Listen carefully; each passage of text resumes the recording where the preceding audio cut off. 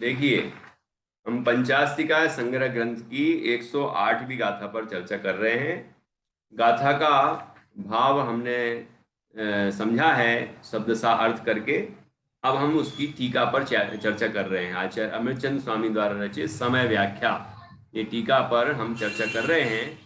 और उसमें हमने सबसे पहले जो मूल गाथा में नाम आए हैं, उन नामों को पढ़ा, यहाँ पर समझा कि ये क्रम किस तरह से दिया गया है।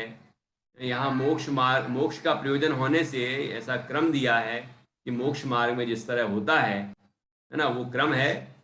तो जीव अजीव का भेद ज्ञान करेगा तो जीव को फिर क्या क्या आश्रय नहीं होंगे, पुण्य आश्रय, पुण्य पाप आश्रय, ये इनका अभाव होगा तो संवर होगा, और संवर पूर्वक निर्जरा होगी, है ना। तो बंध का, निर्जरा का मतलब है बंध का पूरा अभाव। तो बंध का पूरा अभाव होगा तो मोक्ष हो जाएगा, है ना। इस तरह ये क्रम समझना चाहिए। तो यहाँ क्रम क्रम से आगे इन सब का वर्णन आने वाला है। अभी यहाँ पर ये संक्षेप में इस टीका में इन 9 पदार्थों का पारिभाषिक विश्लेषण किया गया है। देखिए, सबसे पहले कहा कि उनमें 9 पदार्थों में चैतन्य जिसका लक्षण है ऐसा जीवास्तिक ही यहाँ जीव है। जीव कौन है? चैतन्य जिसका लक्षण है। यहाँ कोई है जो जिसका चैतन्य लक्षण हो? कोई है जो जिसका चैतन्य लक्षण हो? निधि जी का है, निधि जी की मम्मी जी का है, अच्छा डॉक्टर निधि जी का भी है, संगीता जी का भी है, मेरा भी है, साधना जी का भी है। हाँ ठीक है।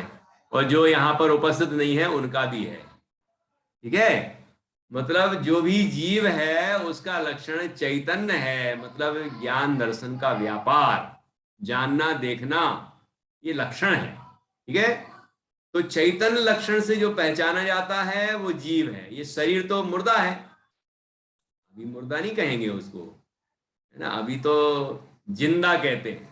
जब तक जीव इसके अंदर है तब तक उसको जिंदा कहते हैं, और जीव के निकलते ही ये शरीर मुर्दा कहा जाता है। तो ये बताओ कि जब जीव निकल गया तब में और अब में क्या अंतर है शरीर में? है? शरीर तो अभी भी पुद्गल है और बाद में भी पुद्गल है। वो तो अभी भी अजीब है और बाद में भी अजीब है। चैतन्य लक्षण शरीर का तो बिल्कुल नहीं है। है क्या? क्या आंखें देखती हैं, कान सुनते हैं? ये आंखें कान वगैरह पांचों इंद्रियां, ये द्रव्य मन, ये सब निमित्त हैं ज्ञान में, लेकिन ये नहीं देखते जानते। देखने जानने वाला आत्मा है जो अपने ज्ञान से जानता है। ये इंद्रियां उसमें निमित्त होती हैं, इससे इनकार नहीं है, क्योंकि ये इंद्रियां तो उस मुर्दे की भी हैं, लेकिन उसके अंदर जानने वाला पदार्थ चला गया, इसलिए वह इंद्रियां ज्ञान में निमित्त नहीं हो रही है। क्योंकि जानने का काम ही नहीं हो रहा तो निमित्त कहां से आएगा? ख्याल में आया कि नहीं आया? तो यहां पहले नंबर बताया जीव का लक्षण क्या है, जीव की पहचान कैसे करें हम, कि जहां जहां ज्ञान है वहां वहां आत्मा है। जहां जहां चैतन्य चैतन्य भाषित हो रहा है समझना चाहिए वहां वहां आत्मा है। और पूरे आत्मा में एक अखंड चैतन्य होता है, अखंड आत्मा है, अखंड चैतन्य है, अखंड सारे गुण हैं। ठीक है, पूरे आत्मा में ही होते हैं सारे गुण। तो उनमें चैतन्य जिसका लक्षण है ऐसा जीवास्तिक ही यहाँ जीव है। चैतन्य का अभाव जिसका लक्षण है वह अजीव है। तो ये शरीर भी अजीब है, और ये जो ग्रंथ है, ये लैपटॉप है, मोबाइल है, और जो दिख रहा है ना अपन सबको, जो कुछ दिख रहा है ना, ये सब पुद्गल है, अजीब। तो पुद्गल भी अजीब है, धर्मद्रव अधर्मद्रव आकाश द्रव काल द्रव भी अजीब है, जो कि आगे बताया गया है। ठीक है, क्यों अजीब है ये? क्योंकि इनमें चेतना नहीं पाई जाती। देखो, यहाँ लिखा है कि चैतन्य उसमें पाया ही नहीं जाता, तो जानेगा कैसे? आंख में चैतन्य नहीं है तो जानेगा कैसे आंख? जानने वाला तो आत्मा है, जीव है। ठीक है ना। तो ऐसे ये जितनी वस्तुएं दिखाई दे रही हैं इनमें चैतन्य का अभाव है। इसलिए ये अजीब है। चैतन्य का अभाव जिसका लक्षण है वह अजीब है। वह अजीब 5 प्रकार से पहले कहा ही है। कहाँ कहा था पहले? इसके पिछले अधिकार में षड्द्रव्य पंचास्ति का वर्णन जहां किया गया है ना। क्या कहा था कि नाम क्या दिया था? पुद्गल आस्तिक। तो पुद्गलास्तिकाय पूरा नाम है, और पुद्गल द्रव्यास्तिकाय भी नाम दिया था। द्रव्य और अस्तिकाय जो है दोनों चीजें जिसमें है उसको द्रव्यास्तिकाय ऐसा भी नाम दिया गया। तो पुद्गलास्तिक, धर्मास्तिक, अधर्मास्तिक, आकाशास्तिक और काल द्रव्य। काल द्रव्य है, अस्तिकाय नहीं है वो। ये पांचों अजीब हैं। ठीक, यह जीव और अजीव दोनों पृथक अस्तित्व द्वारा निष्पन्न होने से भिन्न जिनके स्वभाव हैं ऐसे दो मूल पदार्थ। देखो क्या कहा कि जीव जुदा पुद्गल जुदा, यही तत्व को सार है ना। तो यहां भी कहा कि जीव और अजीव दोनों पृथक अस्तित्व द्वारा निष्पन्न हैं। पृथक है अस्तित्व इनका। एक क्षेत्र में रहने से वो एक अस्तित्व नहीं हो जाता। अस्तित्व तो दो ही हैं। जैसे एक सिद्ध भगवान जहां रह रहे वहीं अनंत सिद्ध भगवान रह रहे हैं, तो उनका एक अस्तित्व थोड़ी हो गया। क्षेत्र आकाश की अपेक्षा क्षेत्र एक है, लेकिन वस्तुतः सबके क्षेत्र अपने अपने हैं और सबकी सत्ताएं अलग अलग हैं। ऐसे सभी द्रव्यों की सत्ताएं अलग अलग हैं। तो जीव और पुद्गल यहाँ पर इस शरीर में एक साथ रह रहे हैं, एक क्षेत्र में रह रहे हैं, तो ये मत समझ लेना कि दोनों एक हो गए, दोनों का अस्तित्व तो एक हो गया। नहीं, जीव की सत्ता अलग है और इस शरीर पुद्गल की सत्ता अलग है। ठीक है, पुद्गल ये शरीर अनंत प्रदेशी है और जीव असंख्यात प्रदेशी है। देखो, हर चीज से, गुण से, धर्म से, शक्ति से, द्रव्य से, क्षेत्र से, काल से, भाव से, सब में अंतर है। जैसा कि मोक्ष मार्ग प्रकाशक जी में आया है ना। वहां आया है कि प्रसिद्ध ज्ञानादि गुणों का धारी अनादि निधन वस्तु आप है, ये जीव का बताया आत्मा। और जिसका नवीन संयोग हुआ है, अनंत पुद्गल द्रव्यों का पिंड है, अनंत मूर्तिक पुद्गलों का पिंड है ना। ऐसी ये जिसका संयोग छूटना ही है, ऐसा ये शरीर पुद्गल है। ठीक है ना। तो यहाँ 5 द्रव्य अजीब बताए और फिर कहा कि जीव और अजीव दोनों पृथक द्रव्य हैं, पृथक सत्ताएं हैं, अस्तित्व दोनों के पृथक हैं और भिन्न हैं दोनों। भिन्न जिनके स्वभाव हैं ऐसे दो मूल पदार्थ। ये मूल हैं क्योंकि इनके जीव अजीव के ही विशेष, ये आगे के तत्व सभी या पदार्थ सभी पर्याय रूप विशेष हैं। ठीक है, इसलिए ये दो मूल पदार्थ हैं और बाकी सब इनके ही पर्याय रूप विशेष है। अब कैसे पर्याय रूप विशेष हैं वो समझना, देखना कि यहाँ पर आप बताना मुझे कि कौन सी जीव की पर्याय है और कौन सी पुद्गल की पर्याय है। कौन जीव के विशेष है और कौन पुद्गल के विशेष है। तो कौन जीव के विशेष जीव है, पुद्गल के विशेष पुद्गल है। तो कौन कौन से तत्व जीव है और कौन कौन से तत्व अजीब है, बताना आप लोग, है ना। देखिए पढ़ते हैं आगे।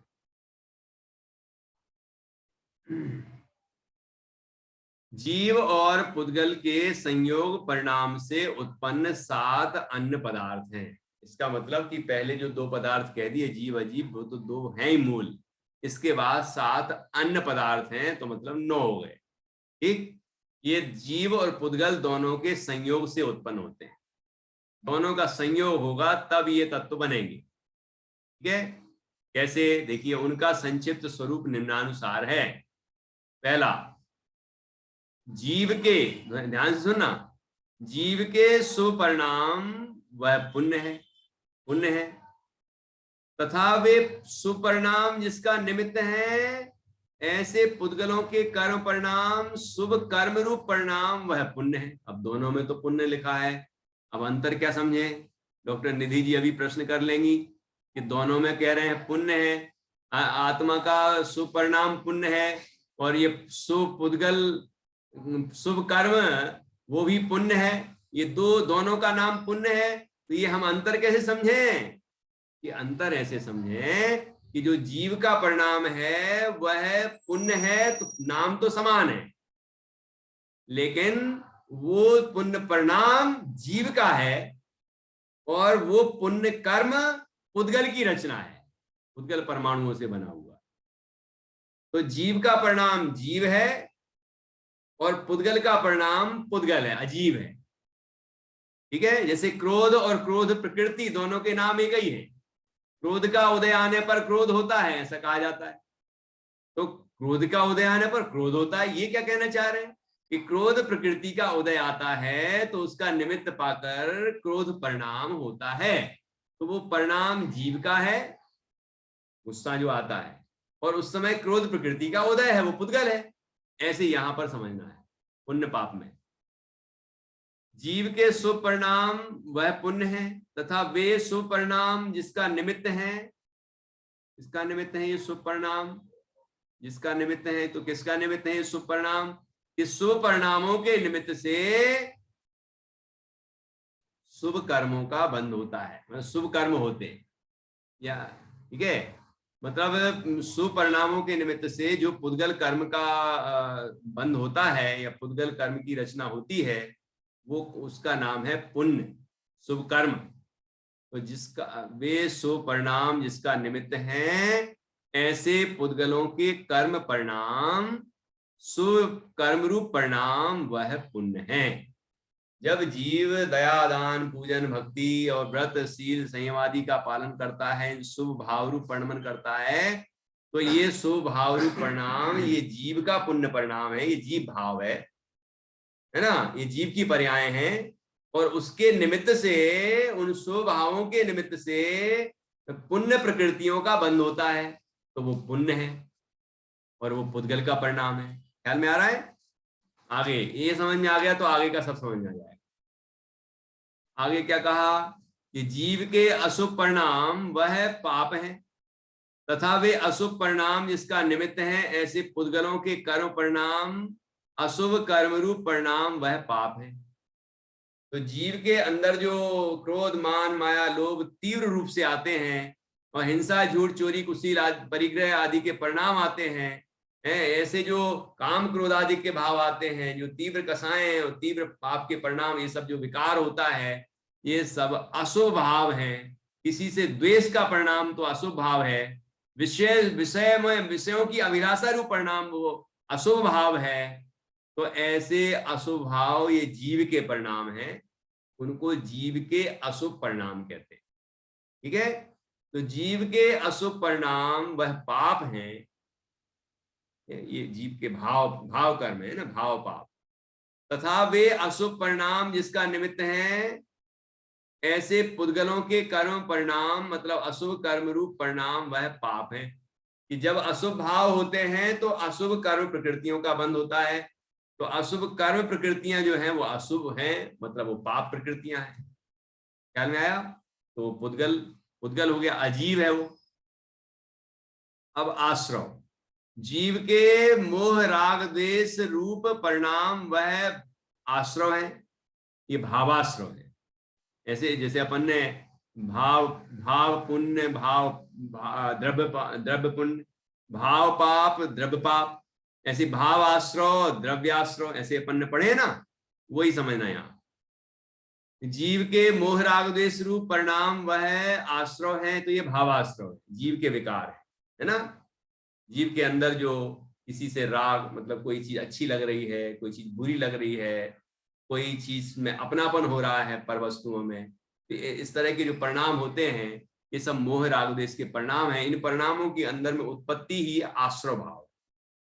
ठीक, तथा वे मोह राग द्वेष रूप परिणाम जिसका निमित्त है, ऐसे जो योग द्वारा प्रविष्ट होने वाले पुद्गलों के कर्म परिणाम वह आश्रव हैं। तो ये कौन सा आश्रव है? ये द्रव्य आश्रव है।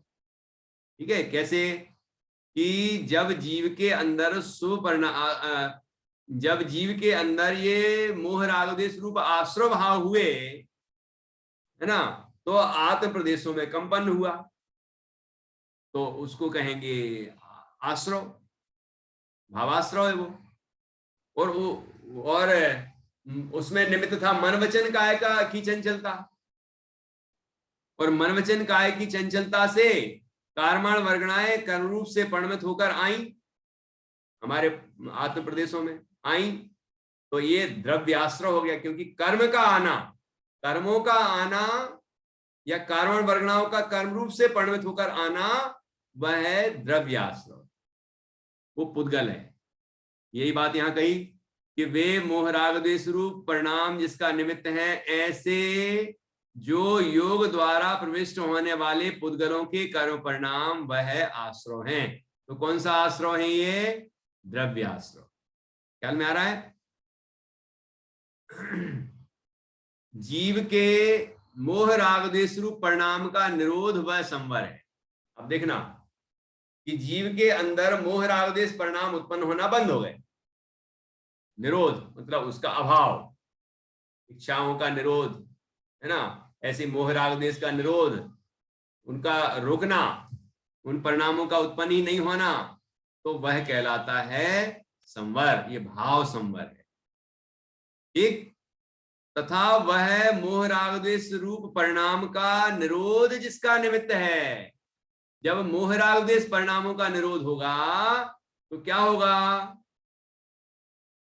कि ऐसा जो योग द्वारा प्रविष्ट होने वाले पुद्गलों के कर्म परिणाम का निरोध वह संवर है। मतलब जब आत्मा में मोह राग द्वेष भाव उत्पन्न होंगे ही नहीं, तो उस तरह के योगों की चंचलता भी नहीं होगी, और योग चंचलता नहीं होगी, काय वांग मनः कर्म योगा स आश्रवा, तो आश्रव भी नहीं होगा, और आश्रव निरोधः संवरः, तो आश्रव नहीं होगा, तो उसका नाम संवर है ना। नए कर्मों का नहीं आना वो संवर है। तो यहां पर कह रहे हैं कि योग द्वारा प्रविष्ट होने वाले पुद्गलों के कर्म परिणाम का निरोध होना, मतलब वो आना रुक जाना, वह संवर है। तो ये द्रव्य संवर कहलाया। ख्याल आया? आगे कर्म के वीर्य का, अर्थात कर्म की शक्ति का, सामर्थ्य का, उसमें जो अनुभाग सामर्थ्य है, फल देने की शक्ति है, उसका क्या होना? शातन करने में समर्थ, मतलब उनको शांत करने में समर्थ, उनको क्षीण करने में समर्थ, उनको नष्ट करने में समर्थ, या अनुभागहीन, उनकी फल देने की जो क्षमता है उनके अंदर, उसको हीन कर दिया जाए, तो उसको कहते हैं शातन करने में समर्थ।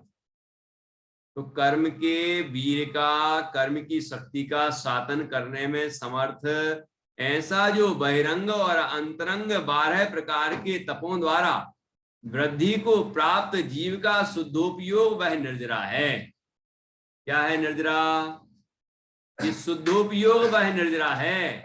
शुद्धोपयोग जो हो रहा है, शुद्धि की वृद्धि जो होती जा रही है, उसका नाम भाव निर्जरा है। वो शुद्धोपयोग होता कैसे है कि उसमें निमित्त है बहिरंग तप और अंतरंग तप। जब वो साधक, जब वो निर्ग्रंथ मुनिराज बहिरंग और अंतरंग तपों को तपते हैं, शुद्धात्मा का आश्रय लेकर शुद्धोपयोग रूप परिणमन करते हैं, तो उनके अशुद्धि की हानि होती चली जाती है और शुद्धि की वृद्धि होती चली जाती है। उसको कहते हैं निर्जरा। ख्याल में आया? तो यहां कहा कि कर्म के वीर्य का शातन करने में समर्थ, कर्म की जो अनुभाग सामर्थ्य है, स्थिति और अनुभाग शक्ति है, उसको यदि हीन करने में, नष्ट करने में समर्थ यदि कोई परिणाम है, तो वह जीव का शुद्धोपयोग रूप परिणाम है, दूसरा कोई नहीं है। क्योंकि स्वभाव होंगे तो ये नहीं होगा। कर्म की जो वीर, कर्म की जो सामर्थ्य है वो नष्ट नहीं होगी, वो बढ़ेगी, कर्मों का आगमन भी होगा। ठीक है? अब पाप प्रकृतियों से पुण्य में बदल जाएगा, लेकिन प्रकृतियां तो बनी रहेंगी ना, कर्म तो बने ही रहेंगे, कर्म का आश्रय बंद तो होते ही रहेगा। इसलिए यहां पर कैसा होना चाहिए? शुद्धोपयोग होना चाहिए। अशुभोपयोग तो मुनराज को होता ही नहीं, लेकिन शुभोपयोग भी धीरे धीरे हीन होता चला जाए और शुद्धोपयोग बढ़ता चला जाए, और एक समय ऐसा आए कि शुभोपयोग पूर्णतः नष्ट हो जाए। 10वें गुणस्थान के अंतिम समय में है ना, वो सूक्ष्म लोभ का जो सुपरिणाम है वो भी नष्ट हो जाए, जिसमें ये भावना की जाती है कि मोक्ष की ही प्राप्ति हो, पूर्णता ही प्राप्त हो, पूर्ण वितरागता हो। ऐसी जो पूर्णता की भावना है, प्राप्ति की भावना मतलब लोभ, वह भी समाप्त हो जाता है, तो क्षीण कषाय गुण स्थान प्रकट होता है। तो यहां क्या कह रहे हैं कि कर्म के वीर का साधन करने में समर्थ ऐसा जो बहिरंग और अंतरंग 12 प्रकार के तपों द्वारा, ये तो पहले चर्चा कर आए हैं, अंतरंग तप कौन से हैं, बहिरंग तप कौन से हैं, है ना, उन तपों द्वारा वृद्धि को प्राप्त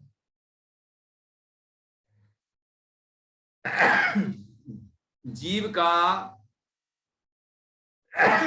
शुद्धोपयोग वह निर्जरा है। एक शुद्धोपयोग वह निर्जरा है, मतलब शुद्धोपयोग बढ़ता चला जा रहा है, अशुद्धि धीरे धीरे घटती चली जा रही है, वही निर्जरा है।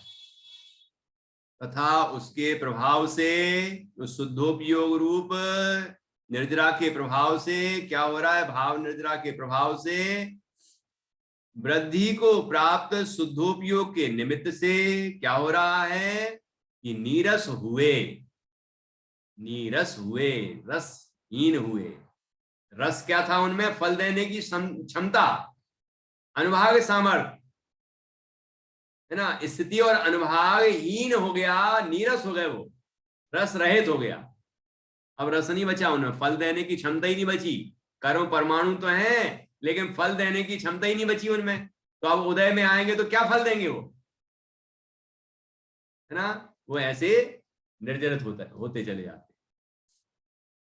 तो यहां कहा कि उसके प्रभाव से अर्थात वृद्धि को प्राप्त शुद्धोपयोग के निमित्त से नीरस हुए ऐसे उपार्जित, मतलब पहले जो कर्म बांधे थे वो कर्म पुद्गलों का एक देश संक्षय, एक देश मतलब आंशिक, थोड़ा थोड़ा थोड़ा थोड़ा, संक्षय मतलब अच्छी तरह से क्षय हो जाना, नष्ट होते चले जाना, वह निर्जरा है। यदि सारे कर्मों का क्षय हो जाए तो वो तो मोक्ष है। इसलिए एक देश एक देश एक देश, आंशिक आंशिक आंशिक, थोड़ी थोड़ी थोड़ी थोड़ी कर्मों की निर्जरा होती चली जाती, कर्मों का क्षय होता चला जाता है, तो वो निर्जरा है। जब नया ना आए और पुराना पूरा खिल जाए जो उपार्जित किया हुआ है, तो मोक्ष हो जाता है। उसकी चर्चा आगे कर रहे हैं अभी बंध के बाद। देखो ये निर्जरा हो गई, ये द्रव्य निर्जरा थी। जीव के मोह राग देश द्वारा स्निग्ध परिणाम वह बंध है।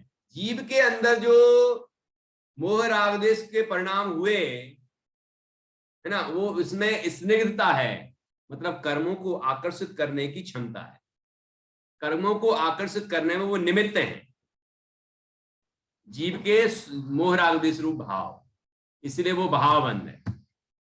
तो मोह राग देश द्वारा स्निग्ध परिणाम वह बंध है। कौन सा बंध है, वो भाव बंध है जीव के, ठीक। तथा उसके स्निग्ध परिणाम के, ये जो परिणाम स्निग्ध परिणाम प्रकट हुआ ना, इसके निमित्त से, मतलब मोहराग देश रूप परिणाम की स्निग्धता के निमित्त से कर्म रूप परिणत पुद्गलों का जीव के साथ अन्योन्य अवगाहन विशिष्ट शक्ति सहित एक क्षेत्रावगाह संबंध वह बंध है। क्या हुआ कि जीव के अंदर मोह राग देश रूप परिणाम प्रकट हुए, उनकी स्निग्धता के कारण कर्मण वर्गणाएं कर्म रूप से परिणमित होकर आत्म प्रदेशों के साथ अन्योन्य अवगाह हुई, मतलब एक क्षेत्रावगाह संबंध स्थापित हुआ। आत्मा का एक प्रदेश और अनंत कर्म परमाणु उस प्रदेश पर, दूसरे प्रदेश पर भी अनंत, तीसरे प्रदेश पर भी अनंत, चौथे पर भी अनंत, ऐसे असंख्यात प्रदेशी आत्मा के एक एक प्रदेश पर अनंत अनंत अनंत अनंत कर्म वर्गणाएं, कर्म परमाणु, वर्गणाएं नहीं, कर्म परमाणु, कर्म कर्म कर्म रूप जो परिणमित हुई हैं वर्गणाएं, ठीक है ना, वो इस तरह एक क्षेत्र में रहते हैं आत्मा के साथ, तो वह कहलाता है द्रव्य बंध। उद्गल के साथ जो बंध कहा वो द्रव्य बंध। अब आगे, अब जो हमारा प्रयोजन है वह प्रकट होने वाला है, वह यहां पर कहने वाले हैं आचार्य कि जीव की अत्यंत शुद्ध आत्मोपलब्धि वह मोक्ष है, कि जैसा आत्मा है वैसा ही उपलब्ध हो जाए, पर्याय में प्रकट हो जाए, उसका नाम मोक्ष। तो आत्मा की का स्वभाव पर्याय में पूर्ण शुद्ध रूप से प्रकट हो जाए, उसका नाम है मोक्ष। और पुद्गल का क्या परिणाम होता है उसी समय, कि तथा कर्म पुद्गलों का जीव से अत्यंत विश्लेष अर्थात वियोग वह मोक्ष है। कि जो अभी धीरे धीरे घट रहा था कर्म, संक्षय को प्राप्त होता जा रहा था, वो पूर्ण क्षय को प्राप्त हो गया। तो क्या हो गया, सर्व कर्म विप्र मोक्षो मोक्षा, ठीक है, मोक्ष की प्राप्ति हो जाती। इस तरह से यहां 7 पर्याय रूप विशेष बताए जीव अजीव के, और अजीब में मुख्यतः पुद्गल लिया है, मुख्यतः क्या पुद्गल ही लिया है। जीव और पुद्गल के संयोग से ये 7 प्रकार और बन जाते हैं, 7 पदार्थ और बन जाते हैं। तो आप इनमें से बताएं कि कौन सा जीव का परिणाम है, जो जीव है, जीव की पर्याय है, और कौन सा पुद्गल का परिणाम है, जो पुद्गल की पर्याय है। हाँ निधि जी बताइए। और इस चर्चा के बाद अब आज की चर्चा को हम पूर्ण करते हैं, जिनवाणी स्तुति करेंगे। और पहले आप इस प्रश्न का जवाब दें। तो ये जो नव जीव और अजीव तो स्पष्ट रूप से जीव अजीव हैं, बाकी जो 7 पदार्थ हैं उनमें से जो जो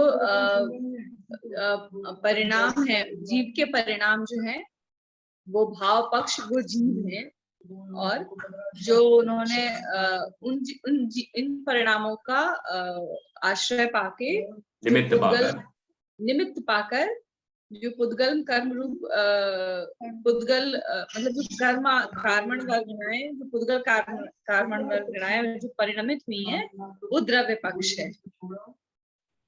वो पुद्गल की खाते में आएगा, जो भी द्रव्य वाला है, और जो जीव के परिणाम है वो भाव पक्ष है। बहुत अच्छा, मतलब ये कि भाव पुण्य, भाव पाप, भाव आश्रव, भाव संवर, भाव निर्जरा, भाव मोक्ष, एक छूट गया क्या, भाव पुण्य, भाव पाप, भाव आश्रव, भाव संवर, भाव निर्जरा, भाव बंध, भाव मोक्ष, ये जीव के शुद्ध अशुद्ध परिणाम है ना। पुण्य पाप आश्रव बंध ये अशुद्ध परिणाम है, और संवर निर्जरा और मोक्ष ये शुद्ध परिणाम है। लेकिन ये जीव के परिणाम है, जीव की पर्याय हैं, जीव की अवस्थाएं हैं, इसलिए ये जीव है, जीव के पर्याय रूप विशेष हुए। और उसी समय जो पुद्गल का परिणमन हुआ, जैसे द्रव्य पुण्य, द्रव्य पाप, द्रव्य आश्रव, द्रव्य संवर, द्रव्य निर्जरा, द्रव्य बंध, द्रव्य मोक्ष, ये सभी जो द्रव्य द्रव्य शब्द का प्रयोग किया, यहाँ नहीं किया है, यहाँ तो सीधे नाम ही नाम, दोनों जगह नाम लिखे, लेकिन हम जो अन्य ग्रंथों से पढ़ते हैं उसमें द्रव्य शब्द का प्रयोग करते, द्रव्य और भाव, है ना। तो ये पुद्गल के सब परिणाम है, पुद्गल का परिणमन है, पुद्गल की पर्याय है ना। कार्मण वर्गणाएं कर्म रूप से परिणमित हुई, कार्मण वर्गणाएं आत्म प्रदेशों के साथ एक चित्रागा संबंध हुई, है ना। कार्मण वर्गणाओं का नया आना रुक गया, नया नहीं बंद हो रहा है। कार्मण वर्गणाएं जो कर्म रूप से परिणमित थी पहले से, वो धीरे धीरे खिरना शुरू हो गई, नीरस होके निकलने लग गई, मतलब कर्म रूप से नष्ट होने लगी। और उसके बाद फिर सारे कर्म परमाणु खिर गए, सारे कर्म नष्ट हो गए। तो ये सब कर्म की पुद्गल की बात की है, ये सब पुद्गल के परिणाम, पुद्गल की अवस्थाएं हैं। इस तरह जीव अजीव के ही ये विशेष 7 पर्याय हैं, 7 पर्याय रूप विशेष हैं, है ना। अजीव में पुद्गल लेना है, पुद्गल, तो जीव और पुद्गल की ये संयोगी पर्याय हैं, संयोग वियोग रूप अवस्थाएं हैं 7, है ना। ये जीव अजीव के ही विशेष हैं, जीव अजीव मूल पदार्थ हैं, बाकी ये 7 उनके ही पर्याय रूप विशेष पदार्थ। इस तरह से हमने 9 पदार्थों की चर्चा की, इसमें से प्रयोजनभूत बात यह है कि जीव जो है, निज जीव, वह आश्रय योग्य सर्वथा उपादेय है। अजीव मात्र ज्ञेय है और वो आश्रय करने योग्य नहीं है, इसलिए वह हेय है। और आश्रो पुण्य पाप आश्रो बंध ये हेय हैं। संवर निर्जरा वह एक देश उपादेय हैं और मोक्ष वह प्रकट करने की अपेक्षा से सर्वथा उपादेय है, संपूर्ण रूप से उपादेय है। ऐसा हेय उपादेय का ज्ञान करके यह जीव जो आश्रयभूत निज शुद्ध चैतन्य तत्व है उसका आश्रय करता है, तो जीव अजीव से भिन्न अपने को देखता है। पुण्य पाप और आश्रय बंध का अभाव होता है, उससे संवर निर्जरा और मोक्ष प्रकट होता है और जीव पूर्ण शुद्ध अवस्था में को प्राप्त करके अनंत सुख को उपलब्ध करता है। ऐसा यह प्रयोजन इस विधि से प्रकट होता है। हम सभी इस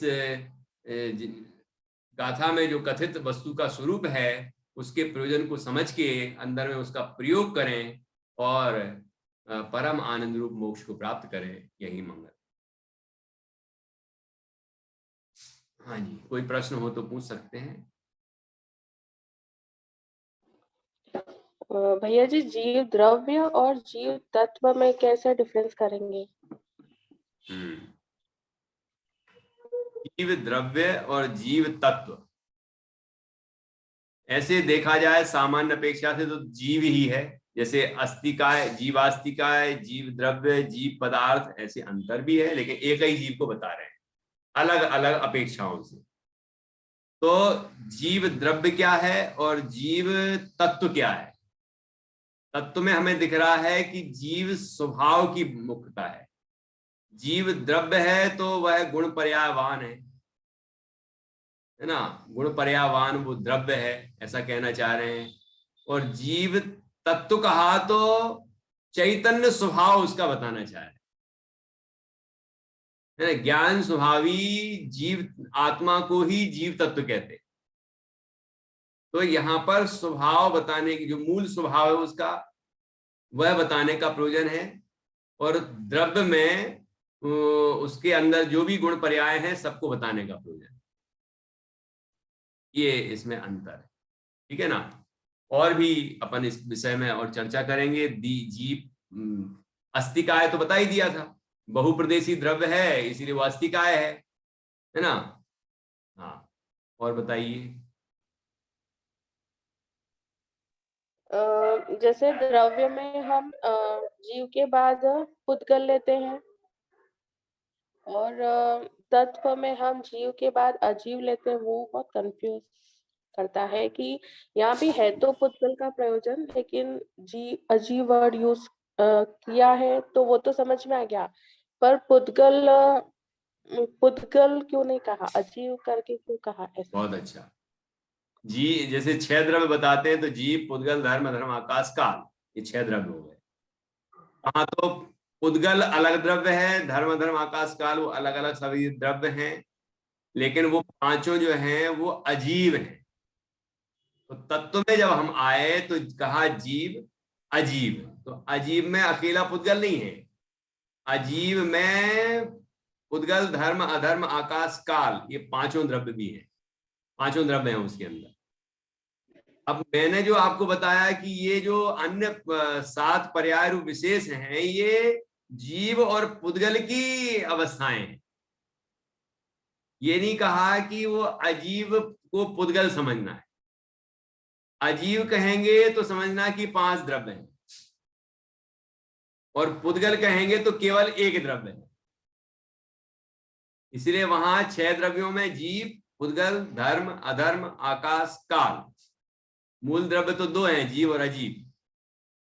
लेकिन जब हमने भेद किए अजीव के तो 5 हो गए उसके, पुद्गल, धर्म, अधर्म, आकाश, काल। और जब हमने तत्व गिनाए तो जीव अजीव, पुद्गल नहीं कह सकते, अजीव ही कहना होगा। क्यों? क्योंकि अजीव के अंदर 5 भेद हैं, पुद्गल, धर्म, अधर्म, आकाश, काल। फिर आश्रय, बंध, संबंध, निद्रा, मोक्ष, पुण्य, पाप, ये सभी। ठीक है ना, ख्याल में आया? तो कंफ्यूज नहीं होना है।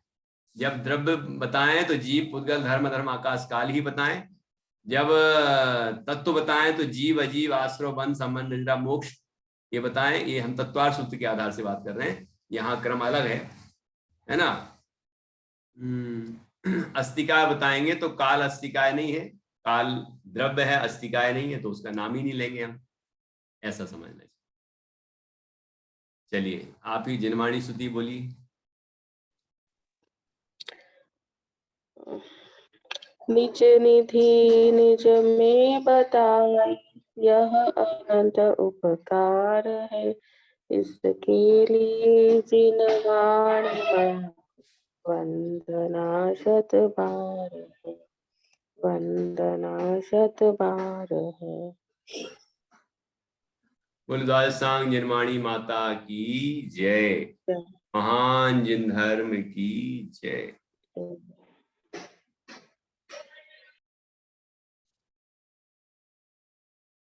सभी 9 बार नमो का मंत्र के माध्यम से पंच परमेष्टि का